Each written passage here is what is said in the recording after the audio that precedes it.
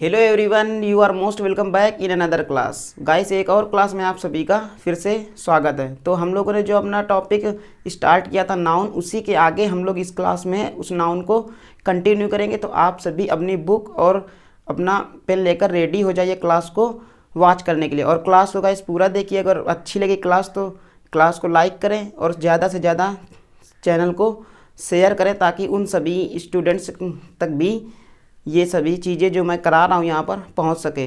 तो I hope कि आप सभी अब बिल्कुल रेडी हो गए। तो अब मैं स्टार्ट करता हूँ वीडियो बिना किसी भी देरी के।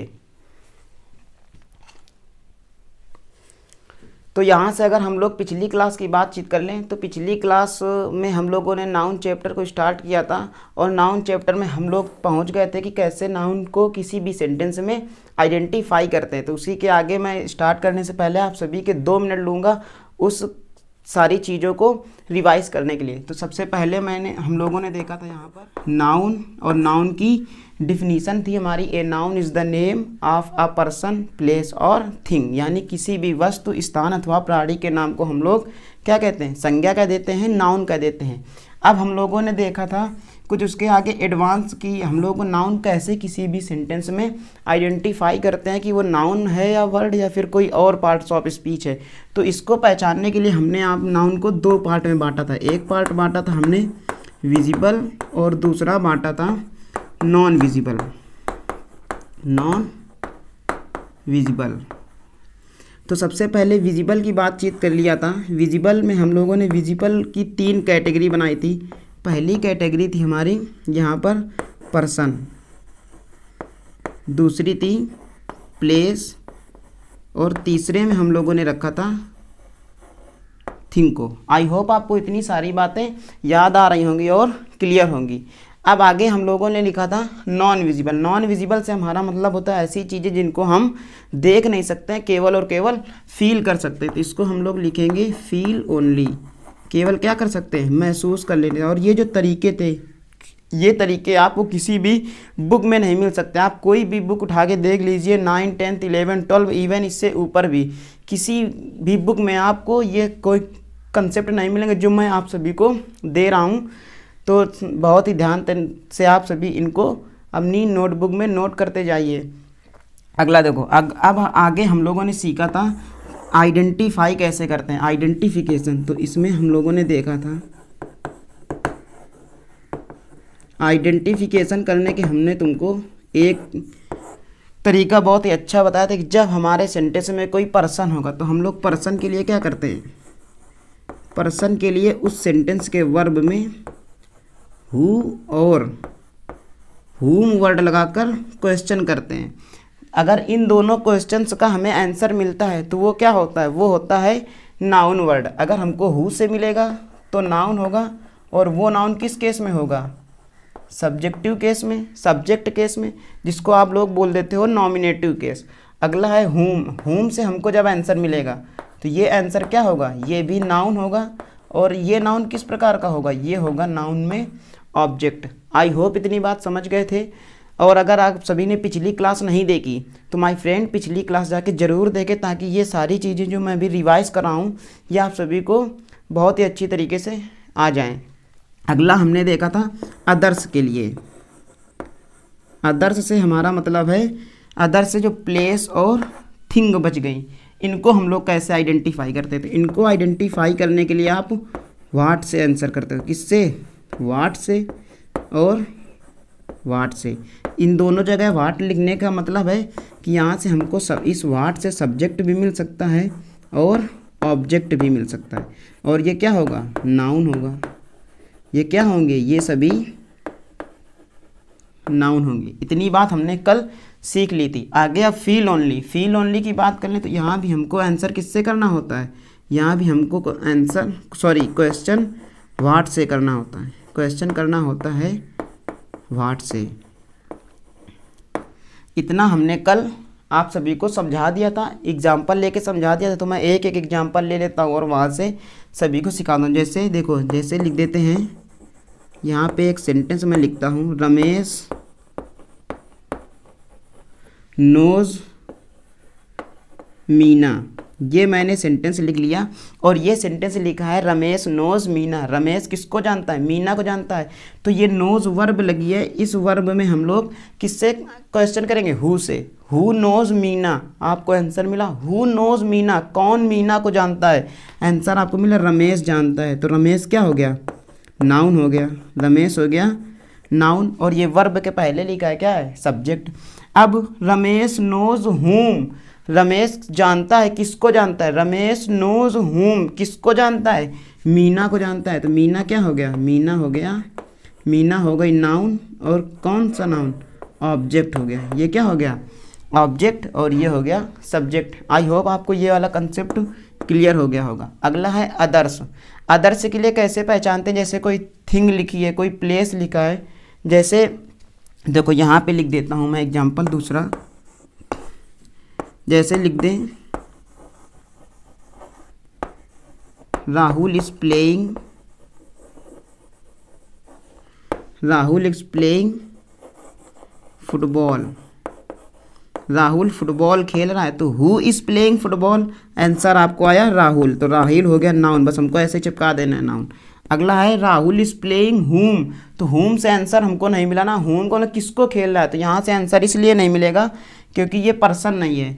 अगला हम क्वेश्चन करते हैं व्हाट से। Rahul is playing what, what का आंसर है क्या खेल रहा है? फुटबॉल खेल रहा है। तो फुटबॉल क्या हो गया? नाउन हो गया। ये बात भी हम लोगों ने कल सीख लिया था। अब आते हैं हम लोग नॉन विजिबल में। देखिए नॉन विजिबल के लिए जैसे मैं एक सेंटेंस लिख देता हूँ, देखिए love is blind, love is blind. अगर ये आपको सेंटेंस लिखा हो तो इसमें देखिए ना हु से आंसर मिलेगा ना हुम से मिलेगा, आंसर हमको किससे मिलेगा? व्हाट से। देखिए व्हाट इज़ ब्लाइंड, क्या अंधा होता है? प्यार अंधा होता है ना। तो प्यार क्या हो गया? ये फीलिंग है। ये क्या है? फीलिंग। इसको कोई देख नहीं सकता, केवल महसूस कर सकता है, केवल फील कर सकता है ना। तो ये क्या हो गया? नाउन हो गया। जैसे मैं लिख देता हूँ दूसरा, मैं सेंटेंस लिख रहा हूँ honesty is the best policy, honesty is the best policy, ईमानदारी एक अच्छी नीति है। तो what is the best policy, तो आपको आंसर मिला ऑनेस्टी। ऑनेस्टी क्या हो गया? नाउन हो गया। अगला मैं लेता हूँ क्वेश्चन, अगला तीसरा नंबर क्वेश्चन लेता हूँ। Rohan likes, Rohan likes stories, Rohan likes story. Suppose करो कोई रोहन एक छोटा बच्चा है, उसको स्टोरियाँ सुनाई जाती हैं, कहानी सुनाई जाती है, तो उसको बहुत ही ज़्यादा कहानियाँ पसंद आती है। तो कहानियाँ क्या बताओ, वो देख सकता है? नहीं देख सकता, केवल कहानी को सुनकर फील कर सकता है, इमेजिनेशन कर सकता है, महसूस कर सकता है। तो हु लाइक्स, रोहन लाइक्स। तो रोहन क्या हो गया? नाउन। और लाइक्स व्हाट, क्या पसंद करता है? तो स्टोरीज़, यानी कहानियाँ सुनना पसंद करता है। तो कहानियाँ क्या हो गया? ये भी हो गया नाउन। तो ये जो स्लाइड में हमने अभी कंप्लीट किया नाउन, नाउन का आइडेंटिफिकेशन, ये सारी चीज़ें जो मैंने अभी रिवाइज कराई आपको, ये सभी हमने कल की क्लास में बहुत ही अच्छी तरीके से विद द कंसेप्ट सीख चुके थे। अभी मैंने सिर्फ और सिर्फ रिकॉल कराया है। तो जिन बच्चों ने कल की क्लास ज्वाइन नहीं की, जिन स्टूडेंट्स ने नहीं की कल की क्लास ज्वाइन, वे इन सभी को ऐसे ही अपनी कॉपी में जो नोटबुक है आपकी उसमें लिख लीजिए। मैं 1 मिनट आपको और देता हूँ, इसके बाद हम लोग आज इसी के आगे नाउन फ्रेज और नाउन क्लास की चर्चा करेंगे और उसके बारे में जानते हैं कि किसी भी सेंटेंस में नाउन फ्रेज कैसे पहचानते हैं, नाउन क्लास कैसे पहचानते हैं, फ्रेज कितने प्रकार के होते हैं और क्लॉज कितनी प्रकार की होती हैं। तब तक आप इनको नोट करिएगा।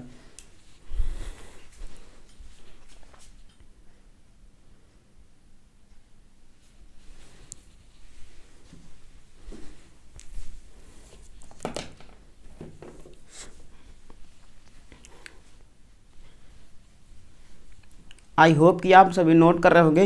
वीडियो को पॉज करके आप सभी इनको नोट कर लीजिए। मैं अब इनको रफ कर रहा हूँ। अब गाइस हम लोग बात करेंगे नाउन और नाउन फ्रेज के बारे में। अगर गाइस आप सभी वीडियो के इस टाइमलाइन तक पहुँच गए हैं तो प्लीज़ वीडियो को लाइक कर दें और वीडियो को ज़्यादा से ज़्यादा शेयर करिए। अब हम लोग चलते हैं, देखिए सबसे पहले जान लेते हैं फ्रेज के बारे में, फिर हम लोग जानेंगे कि नाउन फ्रेज एडजेक्टिव फ्रेज, इन सब का आइडेंटिफिकेशन कैसे करते हैं। देखिए अभी हम लोगों ने देखा था कि जो हमें नाउन मिल रहा था वो एक वर्ड में मिल रहा था ना। नाउन हमें कैसे मिल रहा था, नाउन हमें एक वर्ड में मिल रहा था, जैसे मिल रहा था मोहन, रोहन, स्टोरीज, ये सब। लेकिन इसके आगे जब बात करते हैं तो इसके आगे हमारा होता है फ्रेज, इसके आगे हम लोग बात करते हैं फ्रेज़ की। तो यहाँ तक हम बातचीत कर चुके हैं, अब करते हैं फ्रेज़ की बात। अगर देखिए फ्रेज़ की बात करें तो फ्रेज़ को हम लोग क्या कह सकते हैं, फ्रेज़ में एक वर्ड होगा। अगर नाउन का एक वर्ड है तो उसको हम लोग वर्ड बोलते हैं, लेकिन फ्रेज़ होता है कलेक्शन ऑफ वर्ड। देखिए इसको कहते हैं हम लोग कलेक्शन ऑफ वर्ड्स, यानी जो वर्ड्स का कलेक्शन होगा उसको हम लोग क्या कहेंगे, फ्रेज कहेंगे। वाक्यांश बोल देते हैं, इसको बोल देते हैं वाक्यांश हिंदी में। तो यहाँ से अब आप सभी को एक पॉइंट और नया मिल गया कि जो फ्रेज होगा वो क्या होगा, फ्रेज जो होगा, यहाँ पे देखिए ऐसे फ्रेज लिखिए और फिर मैं 1 2 3 आपको पॉइंट बोलूँगा, यहाँ पे स्टार लगा के ऐसे नोट करते जाना है। तो जो फ्रेज होता है, देखो फ्रेज में पहला पॉइंट है it has not it's complete meaning, complete meaning, it has not it's complete meaning, इसकी अपनी कोई कंप्लीट मीनिंग नहीं होती।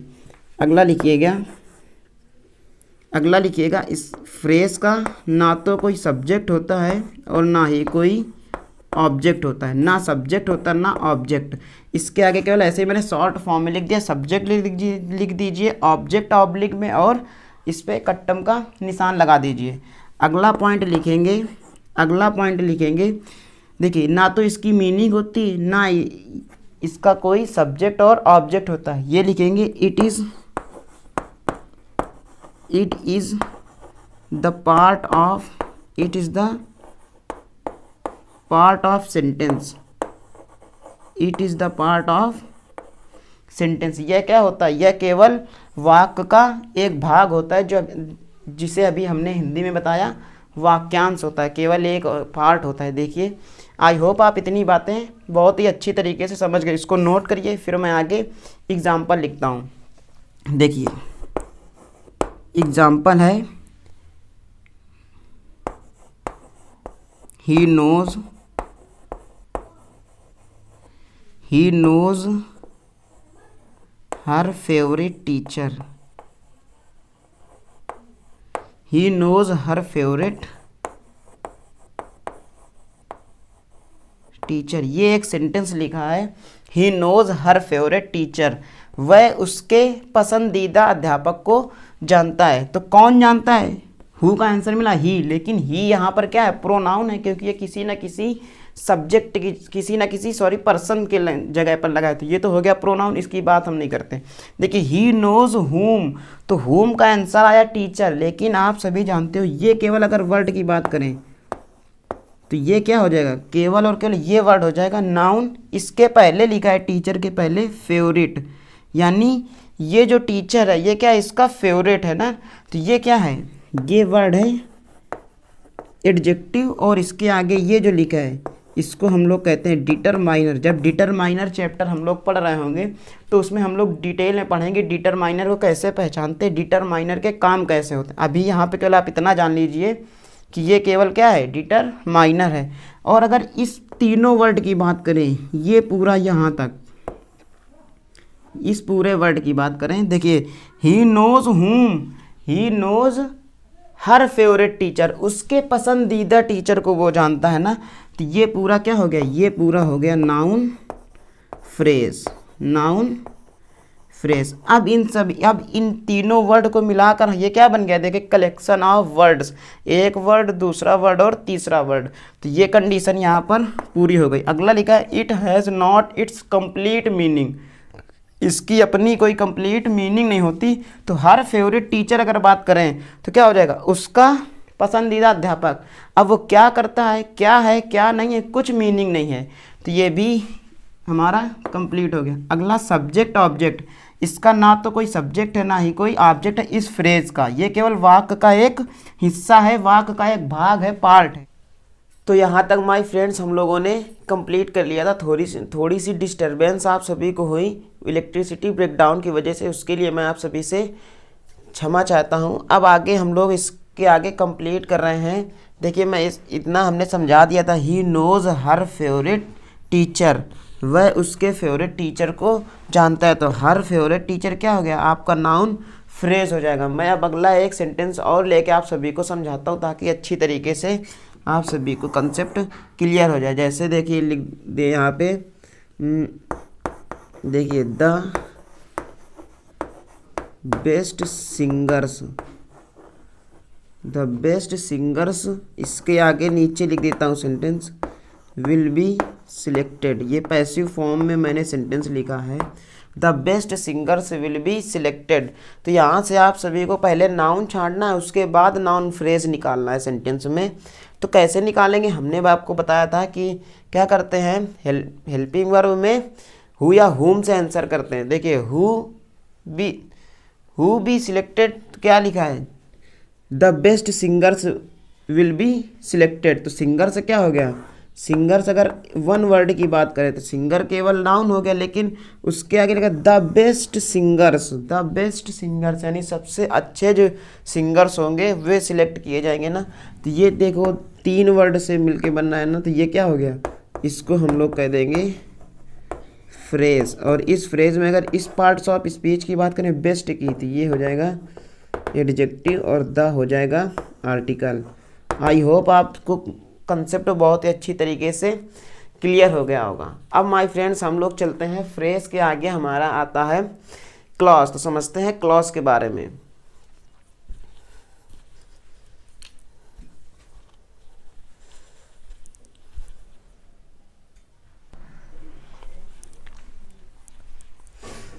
अब बारी आती है माय फ्रेंड्स क्लॉज सीखने के बारे में। तो सबसे पहले हम लोग चलो यहाँ पे हेडिंग डाल देते हैं क्लॉज, और ऐसे ही आप सभी अपनी नोटबुक में हेडिंग डालेंगे क्लॉज। देखिए अगर हम लोग क्लास की बात कर लें स्टूडेंट्स, तो क्लास क्या होती है, देखिए सबसे पहले अभी हमने क्या सीखा, अभी हमने एक वर्ड से नाउन सीखा, वर्ड के बाद हमें वर्ड से जो कलेक्शन था उससे फ्रेज बना, फ्रेज सीख लिया। अब फ्रेज से क्या बनेगा, अब फ्रेज से बनेगा क्लॉज। आई होप आप इतनी बात बहुत ही अच्छी तरीके से समझ गए। क्लॉज का मतलब क्या, जैसे हमने फ्रेज सीखा था उसी तरीके से क्लॉज होती है। तो यहाँ पे क्लॉज लिखेंगे और इसकी पहले प्रॉपर्टी लिखेंगे, उसके बाद हम लोग क्लॉज के बारे में सीख रहे होंगे। तो देखो पहला नंबर है, देखो फ्रेज से कंपैरिजन करके हम लोग इसको सीख के चलते हैं। देखो फ्रेज से अगर कंपैरिजन करें तो फ्रेज में क्या था कि इसकी एक कंप्लीट मीनिंग नहीं होती, मीनिंग कोई कुछ मीनिंग होगी लेकिन ये कंप्लीट मीनिंग नहीं होगी। तो यहाँ पे क्या लिखते हैं कि clause has its complete meaning, it's complete meaning. I hope बात आपको क्लियर हो गई होगी। नेक्स्ट देखिए पॉइंट लिखते हैं, it has its subject and object, subject and object. तीसरा है it gives you a complete meaning, give you a complete meaning या फिर कंप्लीट सेंस। यानी जो क्लॉज होगी वो क्या होगी, उसका अपना एक सब्जेक्ट होगा, आपको कंप्लीट मीनिंग देगी, है ना। ये पॉइंट हमने 2 बार लिख दिया, it has its subject and object, it gives you a complete meaning, clause has its complete meaning ना। तो इसको आप सभी रफ कर लीजिए, ये वाला पॉइंट।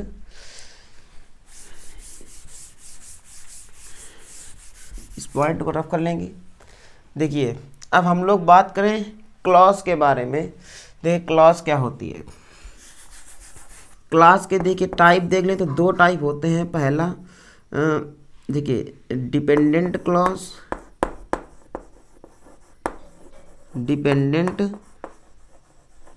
क्लॉज, और एक होती है, ये हो गई पहला नंबर, और दूसरा नंबर होता है इंडिपेंडेंट क्लॉज।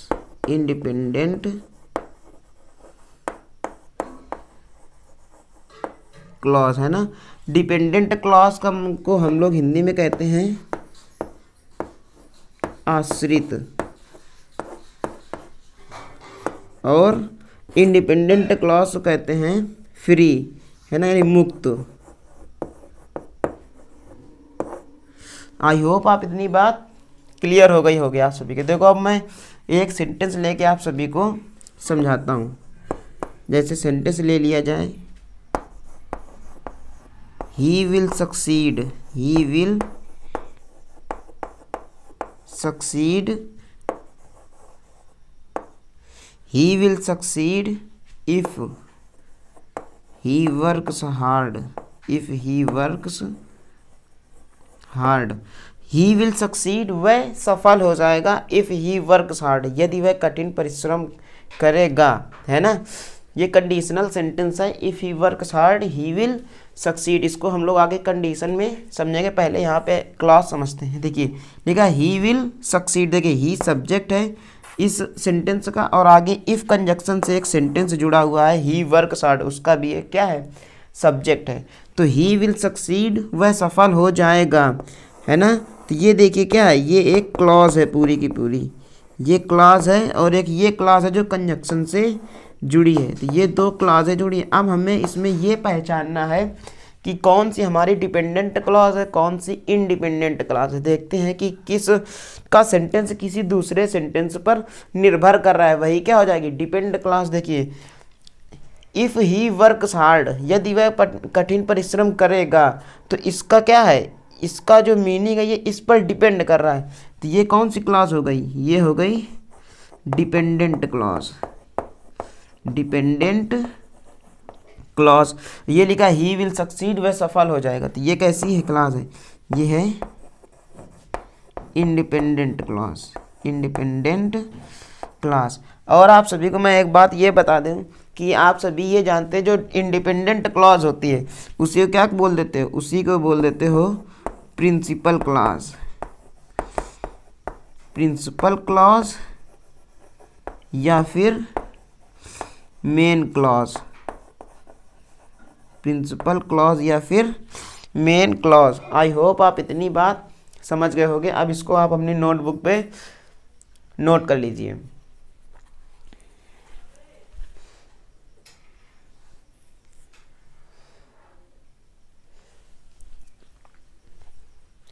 आई होप आप सभी ने इन सभी चीज़ों को अपने नोटबुक में नोट्स कर लिया होगा। अब कुछ स्टूडेंट्स ये सोच रहे होंगे कि अभी तक 2 क्लासें हो गई, अभी हमें काइंड्स ऑफ नाउन पढ़ाए नहीं गए, proper noun, common noun, material noun, abstract noun, ये सभी हमको भी पढ़ा ही नहीं गए। तो आप सभी को पहले मैं बेसिक आप सभी का कंप्लीट करिए दे रहा हूँ। नाउन क्या होता है, क्लॉज क्या होती है, फ्रेज क्या होता है, कैसे क्या काम करता है ना। इसके बाद हम लोग सीधा उठाएंगे proper noun, common noun, material, abstract, collective, और उनको एक एक सीक्वेंस फॉर्म में बहुत ही अच्छी तरीके से सीखते जाएंगे।